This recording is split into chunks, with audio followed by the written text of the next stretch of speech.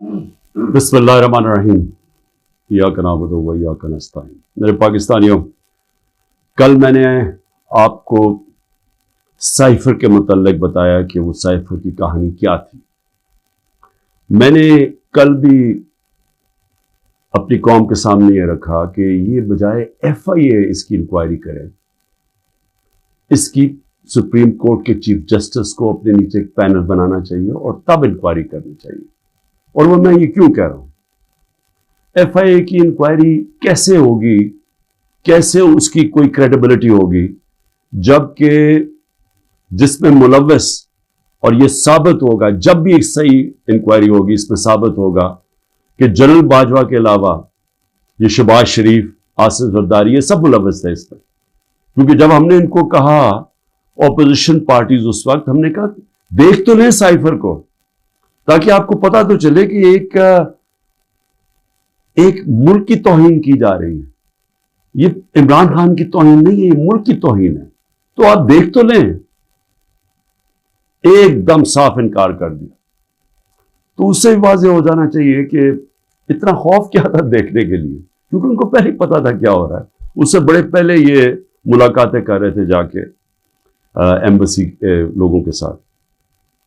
اچھا جی، اب میں یہ اس لیے کہہ رہا ہوں کہ یہ سائفر کی اندر تحقیقات ضروری ہیں، کیونکہ ایک IMF نے رپورٹ شائع کی ہے 2018 سے اور 2023 کے بیچ میں، انہوں نے ایک رپورٹ دی ہے۔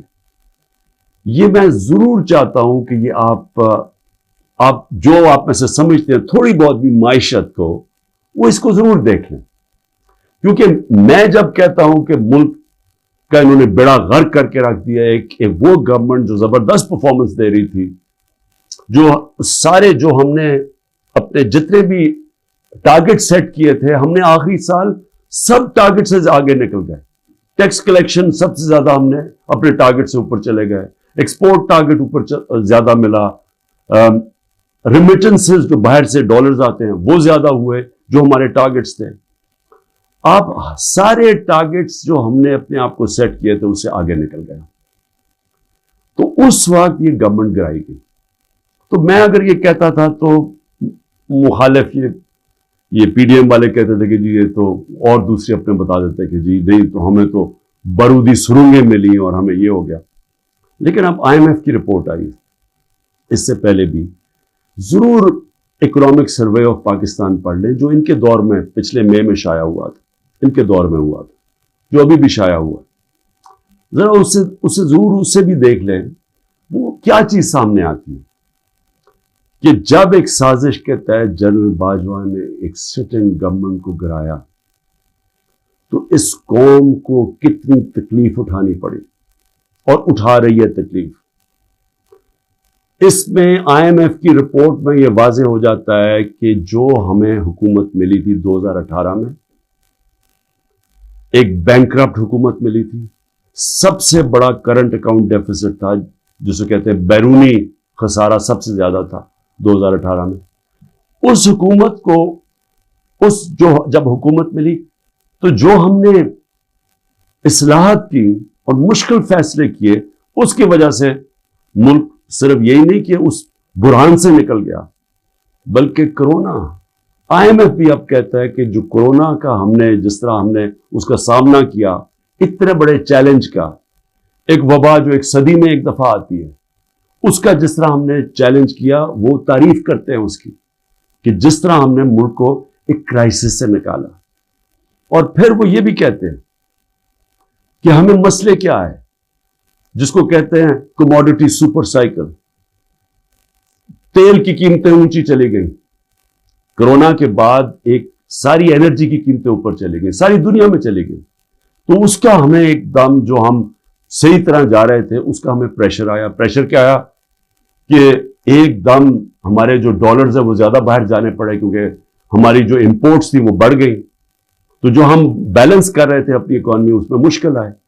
اور ہم نے کیا کیا، ہم نے اپنے لوگوں کو مہنگائی سے بچانے کے لیے، کیونکہ تیل کی قیمت بہت اوپر چلی گئی تھی، ساتھ پھر یوکرین کی جنگ کا جیسی خطرہ شروع ہوا تو تیل اوپر جانا شروع ہو گیا، تو ہم نے تیل کی قیمت نیچے رکھی، پٹرول اور ڈیزل کی قیمت نیچے رکھی، تو اس کا وہ کہتے ہیں کہ ہاں انہوں نے سبسڈی زیادہ دے دی اپنے لوگوں کو بچانے کے لیے مہنگائی سے، لیکن انہوں نے ساتھ ساتھ یہ بھی تعریف کی کہ ہم نے جو قدم اٹھائے اس نے اکانومی کو سنبھال لیا تھا۔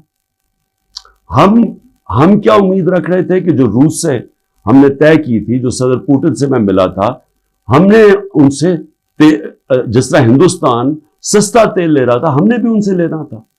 اور میٹنگ کے بعد صدر پوٹن نے اپنا انرجی منسٹر بھیج دیا تھا، حماد اظہر جو ہمارے پیٹرولیم منسٹر تھے، ان سے ملاقات ہو گئی تھی۔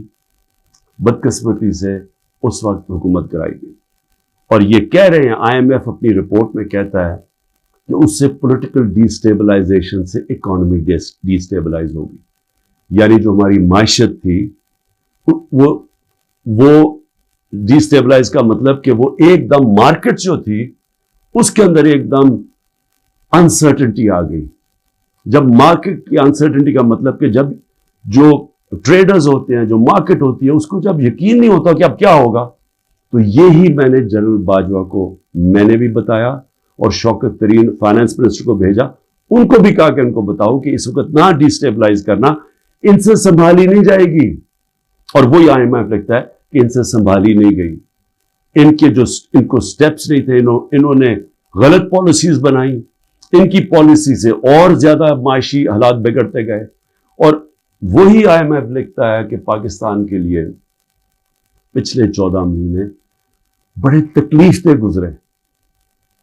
تو یہ تو میں کہہ رہا تھا تب سے، اور یہ میں بڑی دیر سے لگا ہوا تھا کہنے کہ یہ جو بھی یہ رجیم چینج کیا، جو سازش کی گئی، اس کی قیمت پاکستانی قوم نے اٹھائی۔ تکلیف تو اب لوگوں کو ہو رہی ہے۔ جب ہمیں انہوں نے ہٹایا تھا تو مہنگائی 12.4% تھی، جس کے اوپر شور مچ گیا، مہنگائی مارچ ہو گئی، ہر قسم کا میڈیا کے اوپر شور، پبلک میں وہ میڈیا والے جو باقاعدہ عوام میں نکلتے تھے جی چیزیں بڑی مہنگی ہو گئی، دنیا میں چیزیں مہنگی ہو گئی تھی، انٹرنیشنل کموڈیٹی سپر سائیکل تھا، دنیا میں انرجی کی قیمتیں اوپر چلے گئی، مہنگائی دنیا میں آ گئی۔ 1970 کے بعد دنیا میں سب سے زیادہ مہنگائی آئی کرونا کی وجہ سے، اس کے باوجود 12.4% پہ ہماری مہنگائی تھی، اور پچھلے مہینے 38% پہ پہنچ گئی تھی مہنگائی۔ اب تھوڑی کم ہوئی ہے، اور مہنگائی کم ہونی چاہیے اس لیے کہ دنیا میں تیل کی قیمت اور انرجی کی قیمت نیچے آ گئی ہے۔ کموڈیٹیز دنیا کے اندر 35% ان کی قیمت نیچے آ چکی ہے جب ہماری حکومت تھی۔ تو سوال اب یہ ہے کہ کیا کوئی ایسی انکوائری ہوگی اس ملک میں کہ یہ سائفر کا جو ایک سائفر کے ارد گرد جو سازش تھی، پتہ تو چلے، مجھے تو پتہ ہے کون اس میں تھے، لیکن انڈیپینڈنٹ انکوائری ہونی چاہیے، اور اس انکوائری میں پتہ چلے کہ کون کون کردار تھے جنہوں نے اس قوم کے اوپر اتنا بڑا عذاب لے کے آئے ہیں، اور اب مزید آگے اس عذاب سے نکلنے کے لیے اور کتنی تکلیف اٹھانی پڑے گی اس قوم کو۔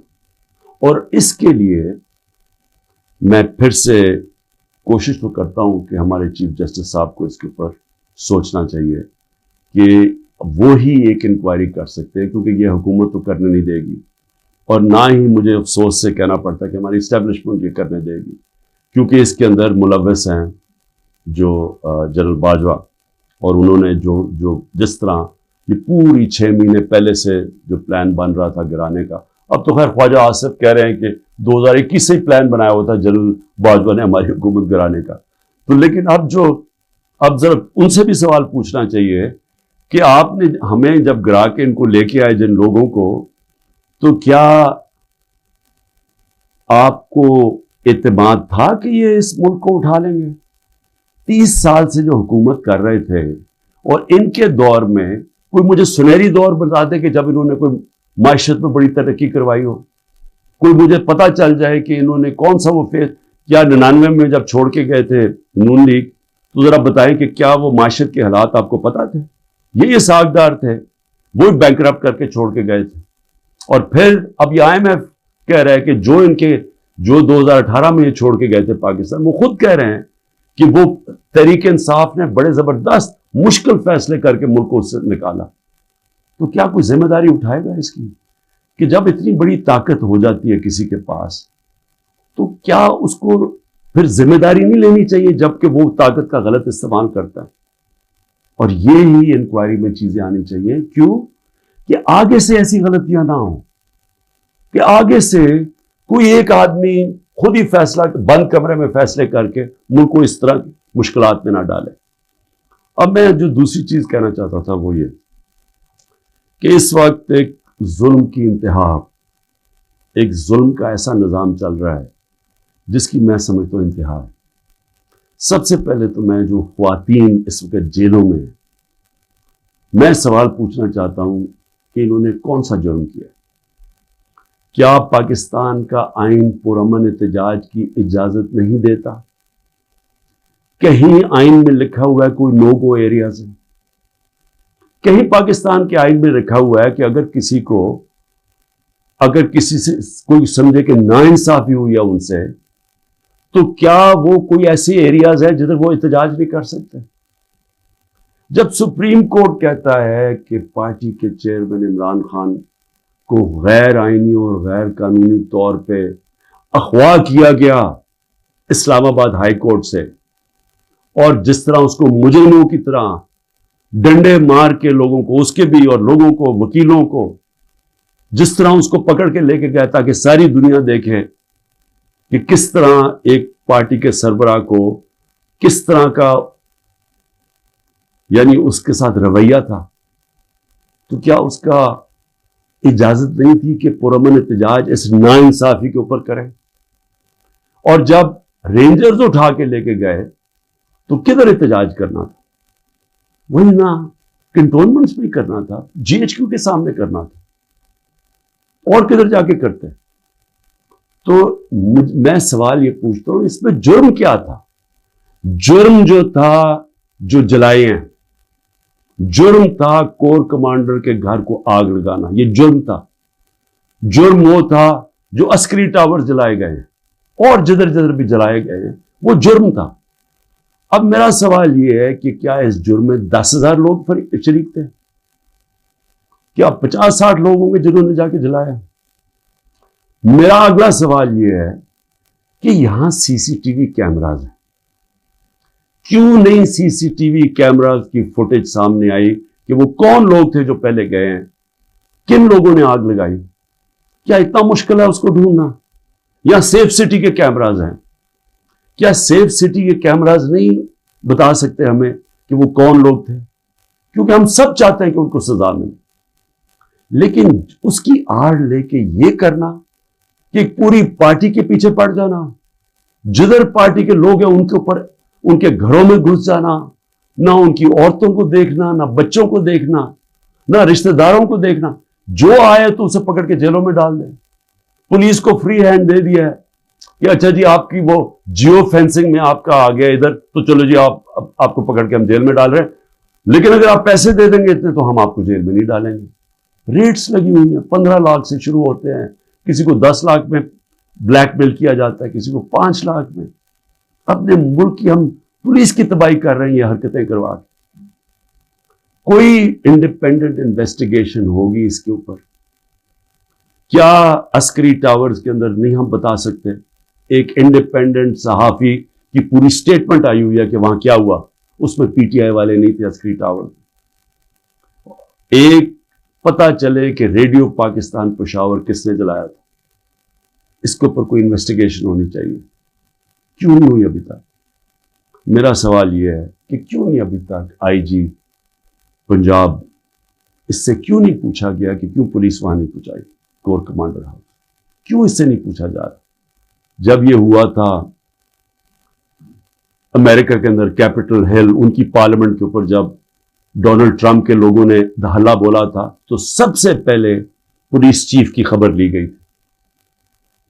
اور مجھے یہ پھر سے میں پوچھنا چاہتا ہوں کہ یہ جو عورتوں کو پکڑا ہوا ہے، ہماری اسٹوڈنٹس پکڑے ہوئے ہیں، لوگوں کو جیلوں میں ڈالا ہوا ہے، برے حالات میں رہ رہے ہیں، جو خبریں آ رہی ہیں باہر، کیا کیا ان سے ہوا ہے، وہاں کتنوں سے تشدد ہوا ہے، ان سے اپروور بنانے کے لیے کیا کیا ان کے اوپر ہر قسم کا ظلم کیا گیا. کہ یا کہہ دو کہ عمران خان نے کہا تھا وہاں جا کے تو فائلیں جلا دینا کور کمانڈر ہاؤس میں، कोर कमांडर हाउस को भी आग लगा, फाइलें जला देना।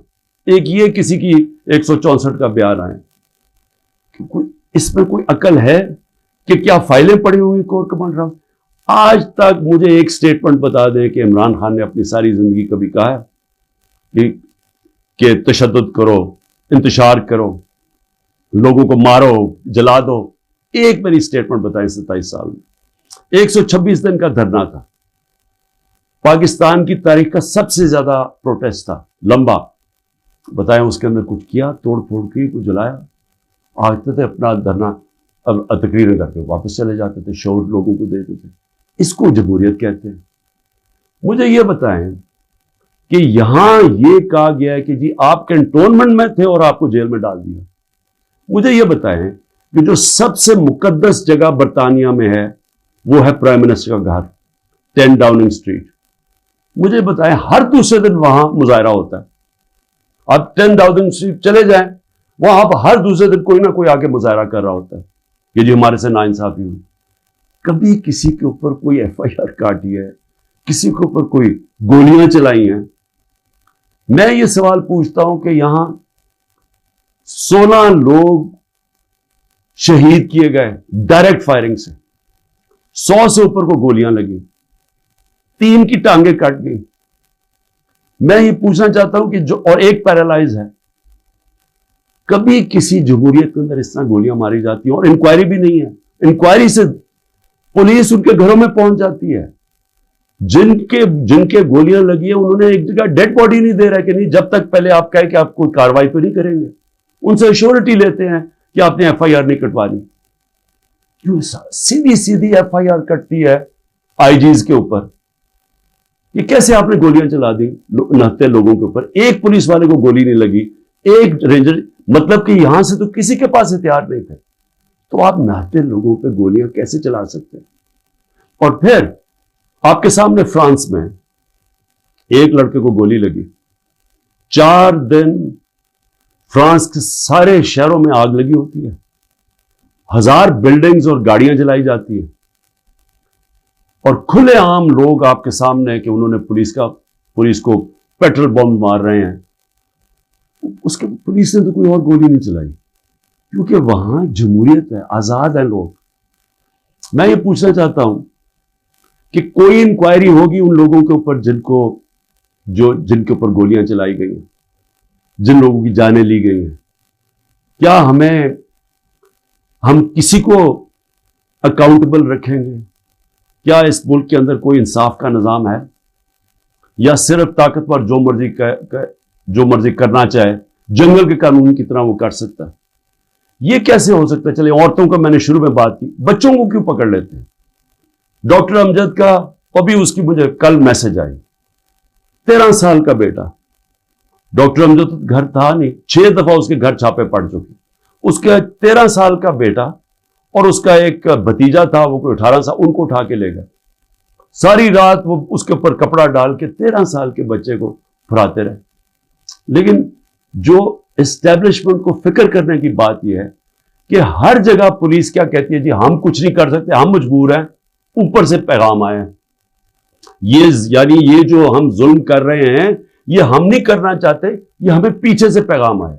ये हर जगह से ये खबर आती है कि जी हम तो छोड़ना चाहते हैं, लेकिन क्या करें जी, वो ऊपर से प्रेशर डाल रहे हैं, सारा डाल रहे हैं एस्टेब्लिशमेंट के ऊपर, सारी नफरत उसके खिलाफ कर रहे हैं। ये तो कोई दुश्मनों की जरूरत नहीं है। ये जो सारा जुल्म किया जा रहा है, ये अब पुलिस अपने ऊपर से उतार रही है। ये जो घरों पे भी जाते, जी हमें ऑर्डर है कि घर तोड़ दो, लूटते हैं घर कि जिनको सबक सिखाओ।